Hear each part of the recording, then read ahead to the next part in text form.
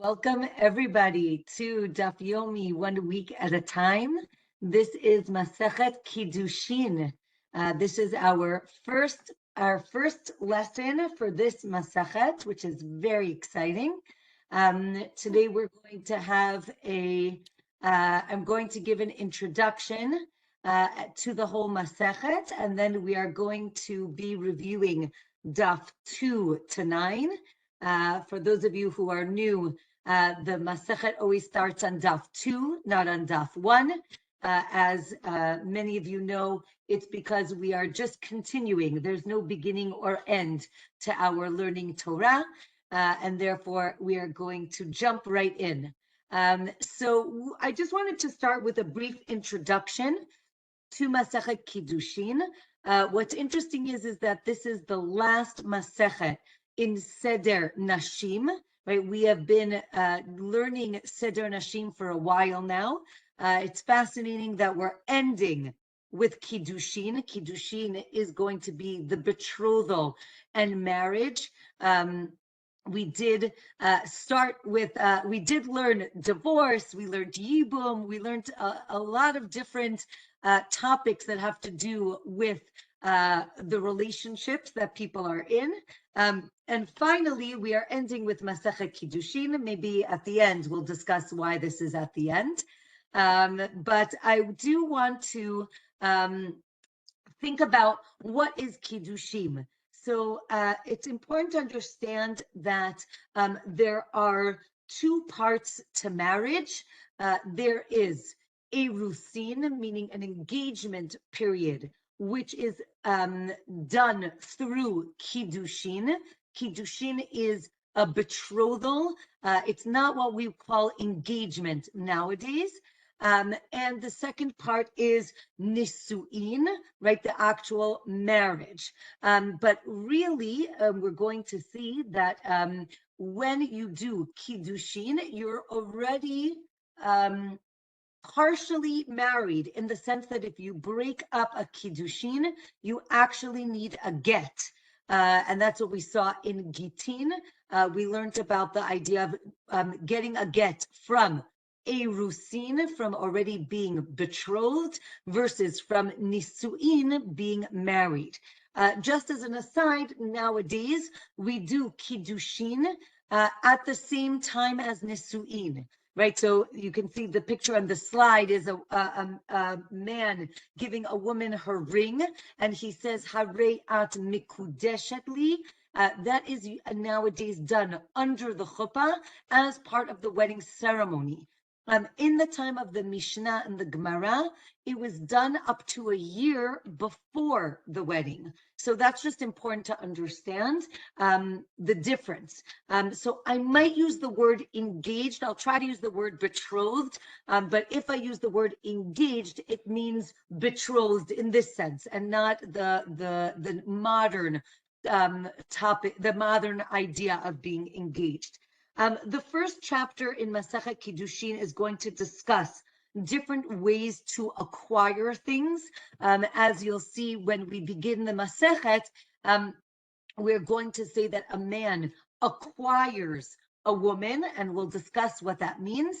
But because we're talking about that acquisition, in Hebrew the word is a kinyan, we're going to talk about other acquisitions. How does one buy land? How does one buy movable items? And that's something that we'll discuss throughout this Masechet, and specifically in the first chapter. The word kinyan, which means acquisition, is a transfer of ownership and responsibility. It's important to understand that we're going to have one or both of those ideas, right? Meaning when a man acquires a woman, he does not own her. And that is very important to understand. Even though we use the word acquisition or kinyan, it is a responsibility. A man now has a responsibility to his wife. He does not own her in any way. So that's just important to understand. And we need a physical action to facilitate this acquisition, the kinyan. So as you see here in the picture, giving of a ring, or doing some sort of action needs to happen. You can also use kinyan for right to something, like to lease a property, not necessarily ownership. We're going to see that the man initiates this kinyan, the betrothal, but the woman must accept it. I think nowadays a lot of people see it as a one-way thing. Oh, the man gives the woman the ring and the woman doesn't really do anything. It's important to recognize that unlike what we learned in Masechet Gitin, we learned that in the time of the Mishnah and the Gemara, a woman could be divorced against her will. Again, nowadays that's not the case. But Kiddushin is never against her will. She must accept. I went to a wedding and the husband said to the woman, right, take your pointer and point to the man that you want to marry. And she pointed, and then he said, okay, now put the ring on her finger. Meaning, I think many times, especially when people, watch movies and there's an exchange of rings, in the Orthodox wedding ceremony, generally there is not an exchange of rings. It's only the man who gives the woman.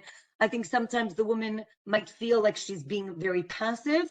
It's important to understand that her acceptance is an action, right? It's a positive action that she's accepting the ring and the Kiddushin. Okay, let's begin. So we have a lot to do. Let's begin with the first Mishnah of the Masechet on Daf 2. Again, if any of you are new, if you have any questions or comments, you can put it in the chat box, and I'd be happy to answer them either during or after. Okay, the first Mishnah says, a woman is betrothed in 3 ways, and she can end her marriage in 2 ways. The language in the Mishnah is the man acquires the woman in 1 way, in 3 ways, and she acquires herself, right? It's the same word. She acquires herself, meaning she gets out of the marriage in 2 ways. How does she go into the marriage? With money, kesef, shtar, which is a document, or bia, which is sexual relations. Beit Shammai say, what does it mean, money? Money means at least a dinar, which was a silver coin. It was worth a lot of money.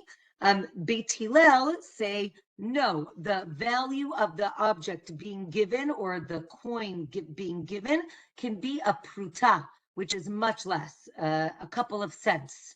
We're going to discuss what their difference of opinion is all about. How does she acquire herself? How does she end her marriage? Either by accepting the get, or if he dies, right, she becomes a widow. The Yevama, if you remember, Yibum, which is actually this week's Parsha, this week's Torah portion in Kitetze, talks about Yibum. So for those of you who don't remember or are new, Yibum is where there's a couple, if they don't have children and the husband dies, then the woman should or can marry her husband's brother. That's called yibum. If she doesn't want to do that, they can do chalitza. There is a way to get out of it. So the yibum, how does she do yibum?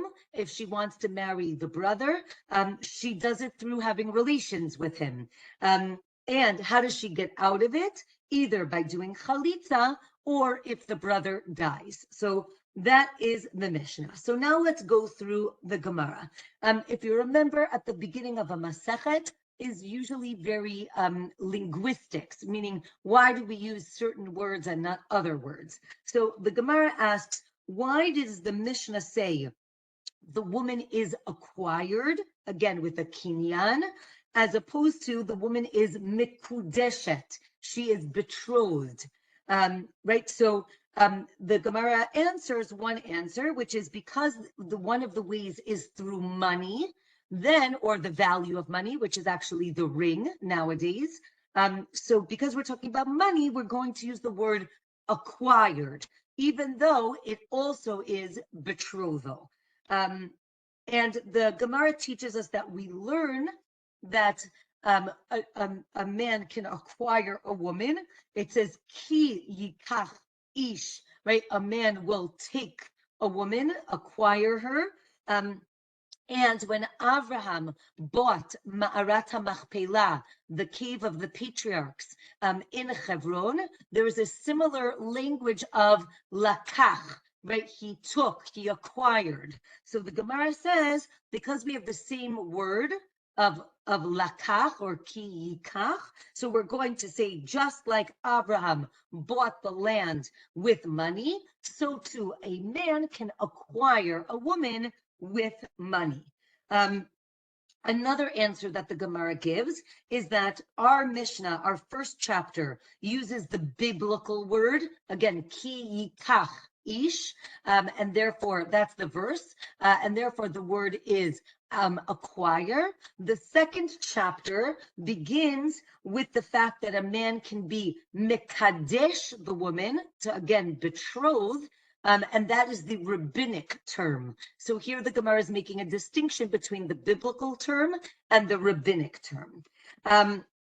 Okay, the other question is, why are we focusing on the woman? Ha'isha niknet. Why doesn't it say, right, the woman is acquired? Why doesn't it say the man acquires? So the Gemara says that the Mishnah is focusing on the wife. She is acquired.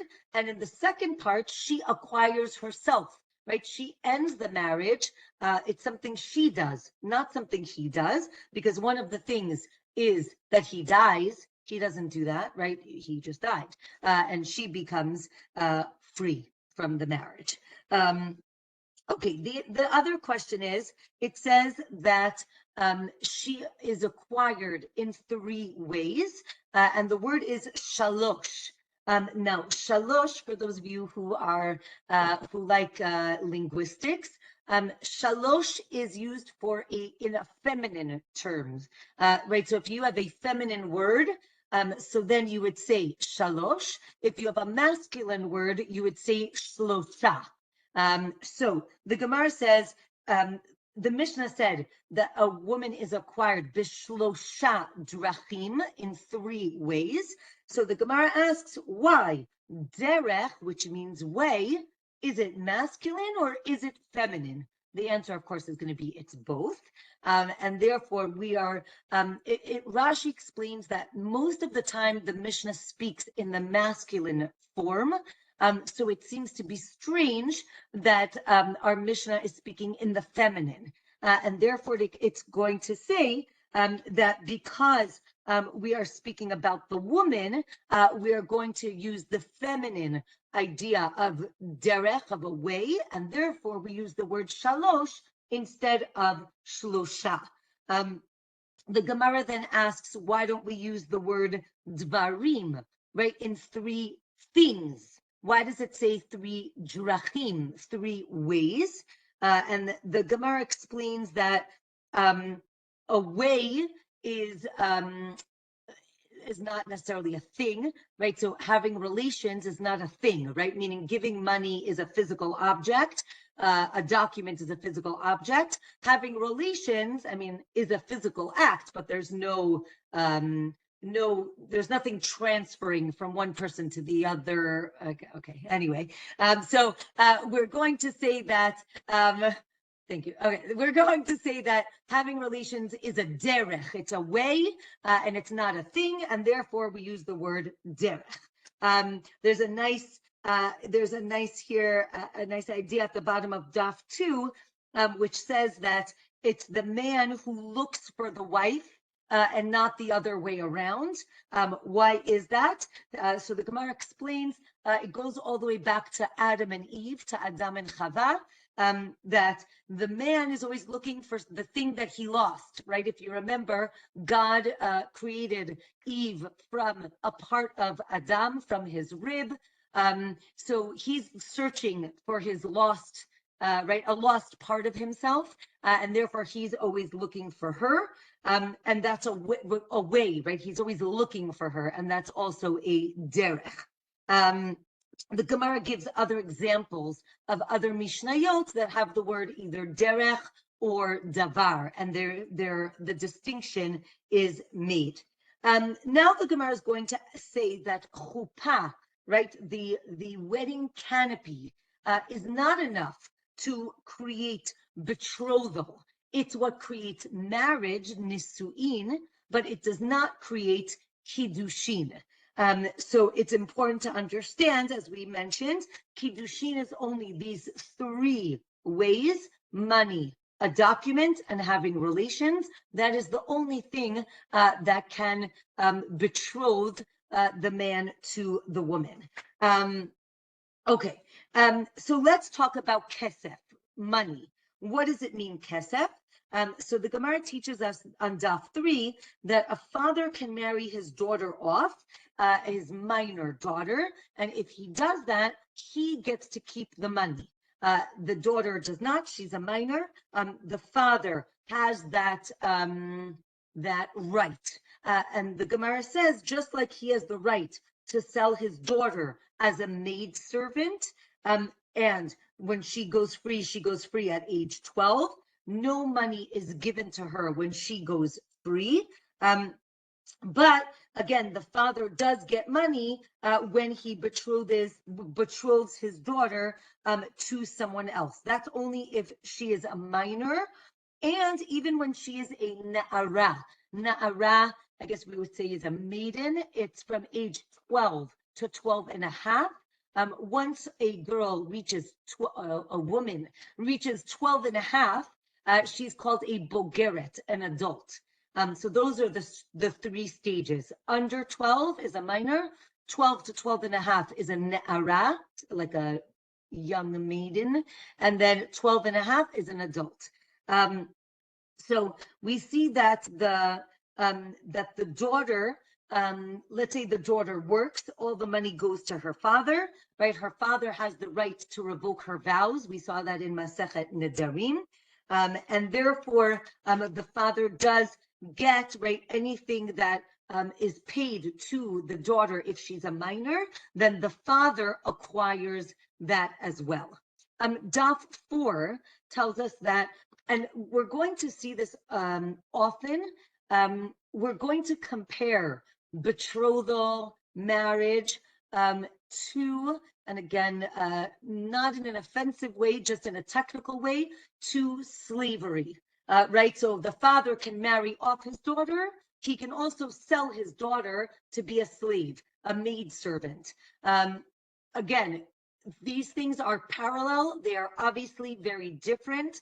And I don't think that the Gemara is trying to compare being a slave to being married. But it is important to recognize that many of the mechanisms are similar. If you remember, those of you who learned Masechet Gitin, we have the same thing. Right? A get will release a woman from being married, and a get, meaning a document of emancipation, will set a slave free.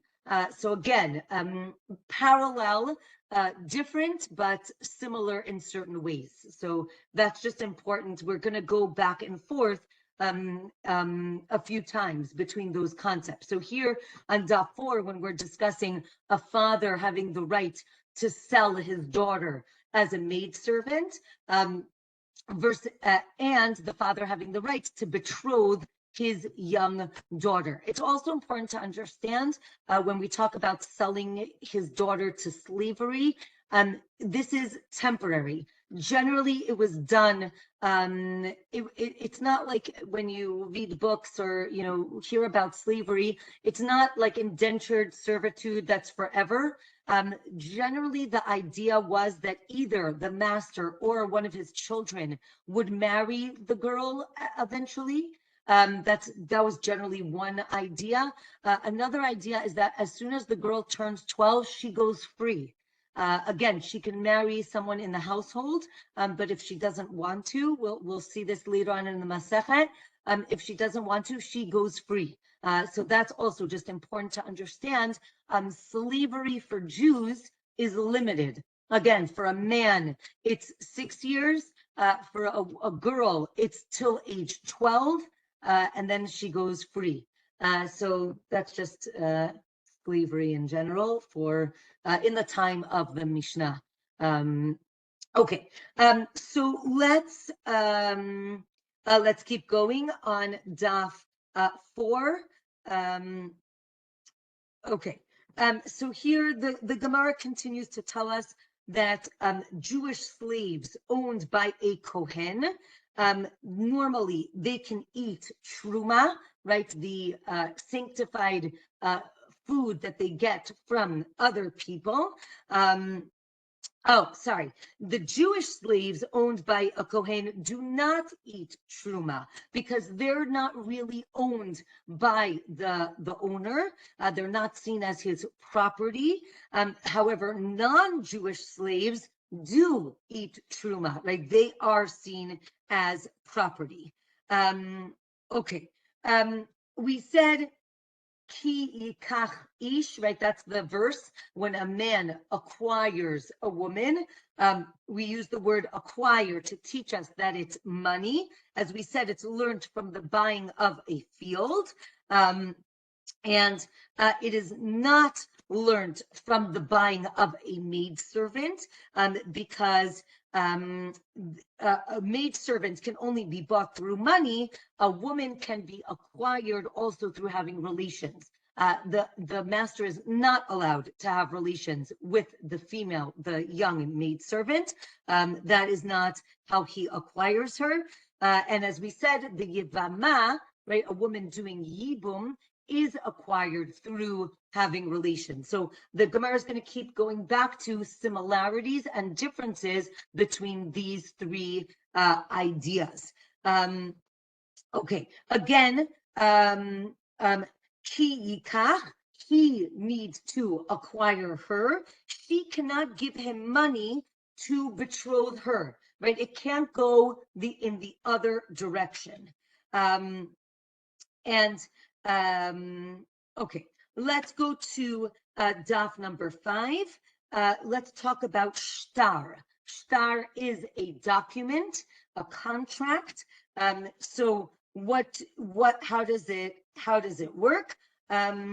It's linked. How do we know that a document can work? As we mentioned in the last Masechet, we link divorce to marriage. Just like divorce is through a document, so too marriage is through a document.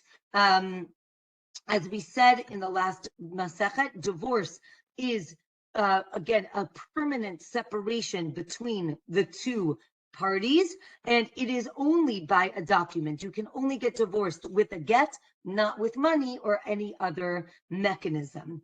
Okay. Again, as we said, the chuppah cannot, we would think that maybe it could facilitate betrothal, but we would be wrong if that's what we thought, because it does not. Right? Again, only these 3 things and not 4 things. Okay, so how does it work with money? Right? He gives her either money, like coins, or something of value, and he says, Hare at mikudeshet li, right? You should be betrothed to me. And the Gemara gives other language. Hare at meureset li, you should be engaged to me. All these different languages are valid. Different words to say are valid. But if, again, as we said, if she gives him money and she says, I am betrothed to you, so that is not valid. What if, so now the Gemara is going to give us some other possibilities. What if he gives her the money and she says, the line, right? He gives her the ring and she says, Ani mikudeshet lecha, right? I'm going to be betrothed to you. So the question is it valid or not? The Gemara says no, because he needs to give it and he needs to make the declaration. Though some say maybe it's a safek, maybe it does work on some level. Let's say he says, right, I am your husband, or I am your betrothed. This is invalid. That's not the language of Kiddushin. He has to use the exact language. The same thing with divorced, right? If he says, you are you are divorced. That is valid. If he says, I'm not your husband anymore, that's invalid. That's not the proper way to say it.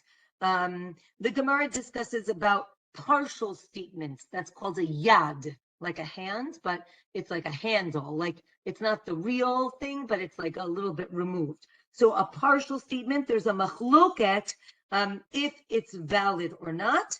Right? If he just says Harei at mikudeshet without li, right, to me. So it's a machloket if that works, right? Let's say he says Harei at shali, you are for me. So that again, that seems to be a machloket if it works.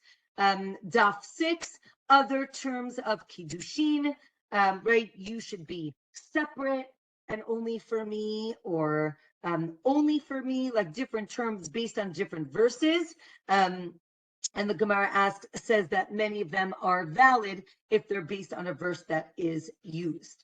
It has to be that they were talking, again, if he uses a different language, like a different words, a different formulation of the words, it has to be that they were talking about getting engaged, again, betrothed, and then he uses those words, so then it would count. If they were talking about the weather, and then he says, Harei at shali, what does that mean? You are shali. Oh, you are my sunshine, right? It doesn't mean that we're engaged now. It has to be that you are talking about this idea. But if he didn't say anything and he just gave her money, so then it would be valid again if they were talking about being betrothed. Okay, it says that again, he can't say to the wife, you're free. That doesn't work. And he can't say to his maidservant, you are permitted to all men, right? You have to use the correct language for each scenario, right? To the maidservant, he can say, you are free. For the woman, for the wife, he can say, you're permitted to all men, right? Because that would mean that they are not married anymore. What if he says to the wife, you are for yourself? So that works for the maidservant and the wife. It seems that it does work for the wife. If you sell a slave, so again, we're going back to slave. If you sell your slave to a non-Jew and you write in the document, if you run away, I don't have anything to do with you. So that is a valid get shichrur, emancipation document, and then that would be fine. Okay, now the Gemara says that you cannot kadesh, you cannot betroth a woman with a loan, right? Let's say somebody owes you money and you give the IOU to the woman, right? So, or let's say she borrowed money from him and then he says, you know what? You don't have to pay me back if you will be mine, right? If you will be betrothed to me, you don't have to pay me back. So we say that is invalid because he isn't giving her any money, right? He's just saying you don't have to pay me back, but that's not giving her any money. But if there's benefit to that loan, so then you could use it as a betrothal mechanism. It can't be that a waiving of interest, because again, you're not supposed to charge interest in the first place. If he extends the time of the loan, right? Let's say the loan is due tomorrow and he says, if you will be betrothed to me, then you don't have to pay back the loan for another month. So then there is actual benefit that she's getting, and therefore it is valid.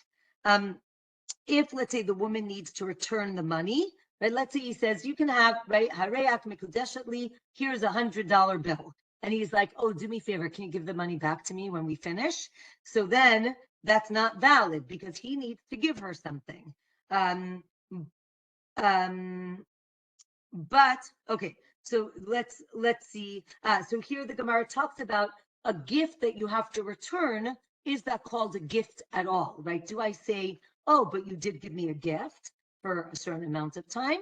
Or do you say, no, it's not seen as a valid gift?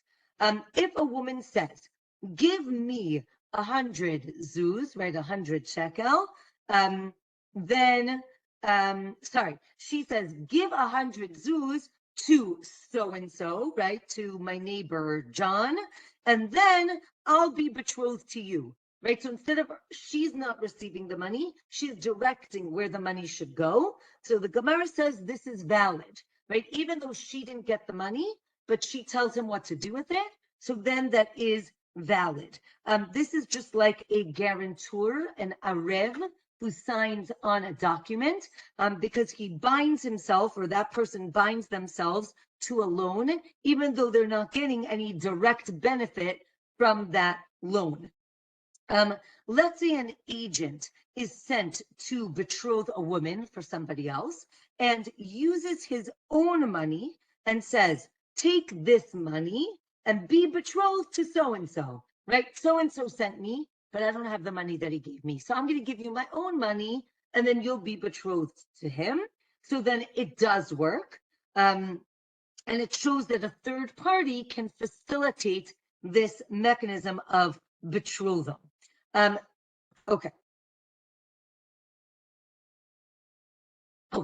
A woman says, give money to so-and-so and I'll be betrothed to him, right? So I don't know why you do that, but okay. So again, let's say there's Reuben and Shimon. A woman says to Reuben, you give 100 shekel to Shimon, and then I'm going to be betrothed to Shimon, right? It's like her agent almost. So if she does that, it's valid, again, because of the above reasons that we mentioned. Let's say a woman gives money and she says, take this money and I'll be betrothed to you. So the Gemara says it works, but it works not because she's giving him the money, but because she gets benefit from the fact that he accepted her gift. And therefore, right, especially if he's an important person, this is a valid betrothal.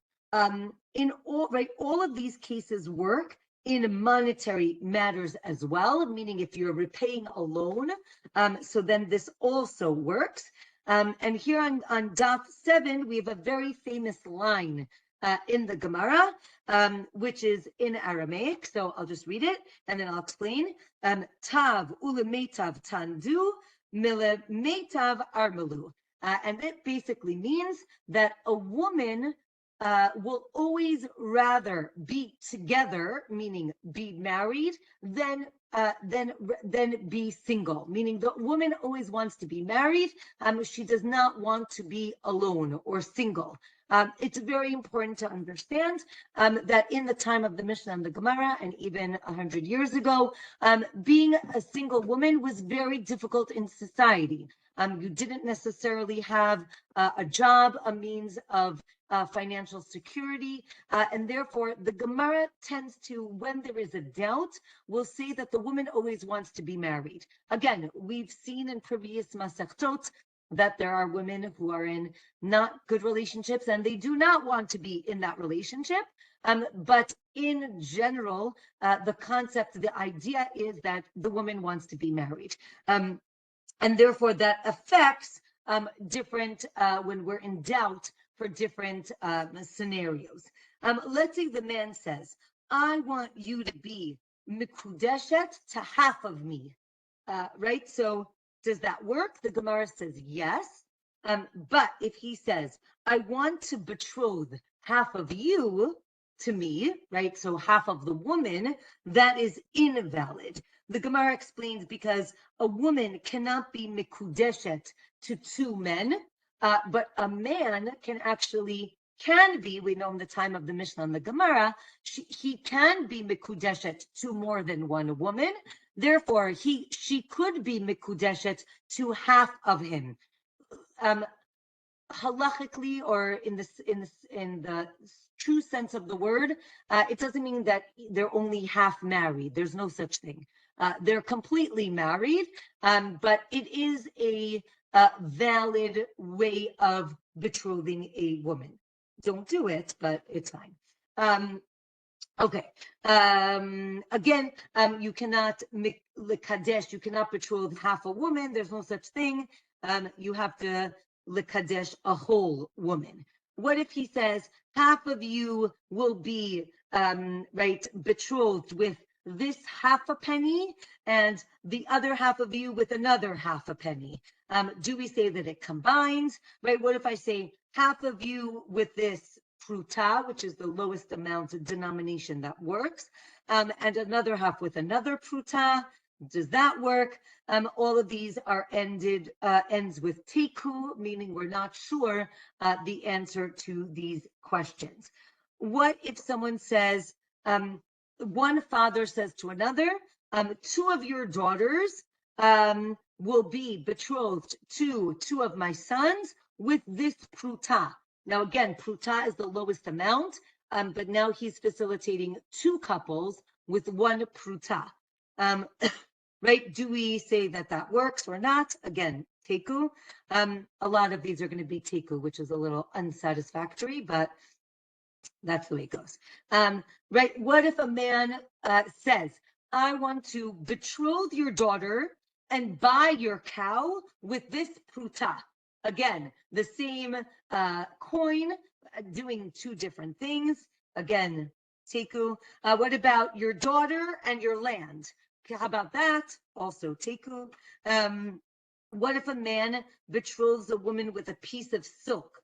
There's a machloket if you need to get it appraised, right? Do we need to know the actual value of the item, or do we have to say as long as it's above the minimum, we don't need to know the value? That's actually a machloket. Okay. So Daf 8 says you do have to have a set value if you're using an item. You need to know the set value. And again, it must be more than a pruta. Again, pruta is the lowest denomination. And from here, the Gemara talks about pidyon haben, which is redeeming the firstborn. This is done even nowadays. We have a pidyon haben ceremony where you redeem. You do a ceremony with a local Kohen where you give him 5 silver coins. So again, we're doing a ceremony with coins, and these coins, again, we either use coins or something of similar value. Again, it could be less, but it could be less value, and then the Kohen has to accept it in place of the 5 coins, or it could have a higher value, but not lower value than the 5 coins. Okay, let's say he says, be betrothed to me for a maneh. I'm going to give you a maneh. Maneh is 100. He says, I'm going to give you a maneh, and he gives her a dinar, which is much less.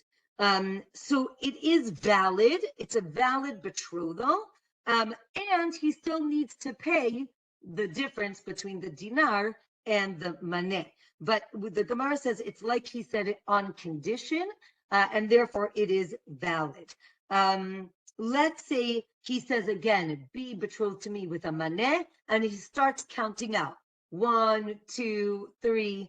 As long as he hasn't finished counting, either one of them can still back out till the end, meaning she's not seen as betrothed till they finish, till he finishes the payment, till the last coin. Okay, if he said, again, maneh, and then one of the dinarim that he gave her was copper, so that's not valid. The assumption is that all of the coins would be silver. And therefore, if she expected 100 silver coins, she needs to get 100 silver coins. Let's say he says, again, betroth me for a maneh, for 100, and he gives her a collateral, right? A collateral which was given to him in place of a loan. This is, again, invalid. If it's collateral from someone's loan and he gives her the collateral from that loan, so if it has value, so then it is valid because he's giving her something of value. Let's say he says, again, betrothed, I want you to be betrothed to me. He gives her 100 shekel and she throws it into the river or she burns it up. I don't know why she would do that, but the question is it that it, right, does it not work? Because we say she's showing she doesn't want it and therefore they're not betrothed, or is she ruining his money and she owes him that money, but it is valid because she wanted to see, I want to see his reaction. But right, she did take it and therefore it would work. But the Gemara says, no, it is still invalid. Let's say she says, give the money to my father, right? He says, I want to be betrothed to you. She says, give it to my father or to your father. So that is invalid. If she says, give the money so they accept it for me, then it's valid, right? She has to say the word accepting, right? She's accepting the money, but let's say they're accepting it for me. So then that's okay. That is valid. The same idea, right? Give it to him. That doesn't work. He should accept it for me. That does work. What if she says, right? He says, take this money. I want you to be betrothed to me. And she says, put it on the rock. That doesn't work. But if the rock is hers, then it does work, right? She acquires it. Let's say he says, be betrothed to me with this loaf of bread, right? It could be anything. So again, if it's, and she says, right, again, put it on the rock or give it to the dog, that's invalid. If the dog is hers, so again, she's getting benefit, so then it's valid. If she says give it to a poor person, it's invalid. She's not getting any benefit. Okay, the last daf for today is daf 9, even though today is really daf 10. But we're gonna, since we did a lot today, we're gonna end at daf 9. So let's say she says, hold on 1 second. Okay, let's say, hold on 1 minute. Okay, let's talk about daf 9. Let's talk about shtar. So that was money, kesef. That was the first way. The second way is shtar, a document. So the Gemara explains on daf 9 that a document, a person needs to write on either paper or on pottery. Even they can basically write it on anything, even if the paper doesn't have any value to it. They write on it, right? Again, you should be betrothed to me, or your daughter is betrothed to me. So then that works. Again, the husband has to write it, not the father, right? The father can't say, you can betroth my daughter. That doesn't work. The husband is the one, ki kach ish, from the verse, when a man takes a woman, right? So he needs to write the document, right? So this is different than a sale.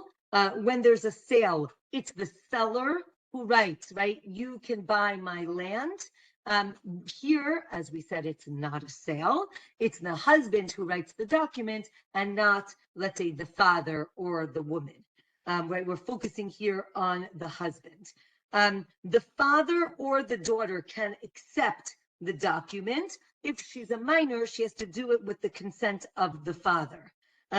If he says, Hare at mikudeshet, again, the father can take it with her consent, right? Again, we said if she's an adult, she must consent.